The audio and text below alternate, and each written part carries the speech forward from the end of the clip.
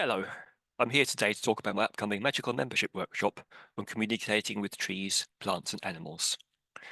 First of all, why would you want to communicate with plants and animals? Well, first of all, people want to actually have a more understanding of their pets and what their needs are. Also, it can be used for dealing with other pests around the house, like why wasps or ants might be invading your house. You can actually talk to them, sense why they're there, and understand how to move them on. Plants, actually a bigger issue here. There are many reasons for communication with plants. First of all, the biggest one is to understand herbs and how they can heal you. Not only take a herb off the shelf, but to actually really feel which ones are there for you, which reaching out to do with your specific needs. So you can pick your medicines everywhere and have very deep healing.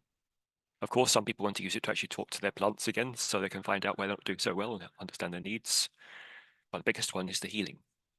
You're going to understand how to actually tune into a plant and feel which plants are calling you to give you perfect healing. Trees are an even bigger issue. See, trees are great teachers, guiding around the astral plane and teaching various forms of magic. And in magic, we often have to cut wands, which has the tree spirit within it. So naturally, in order to do this, the first prerequisite is to learn to actually communicate with the tree spirits. And this is an important part of what we're doing. So I'm going to be giving some empowerments to actually fully attune you to this communication and teach some simple meditations which help you actually talk to the trees, the plants, and the animals. So if you're interested about this kind of communication, please join us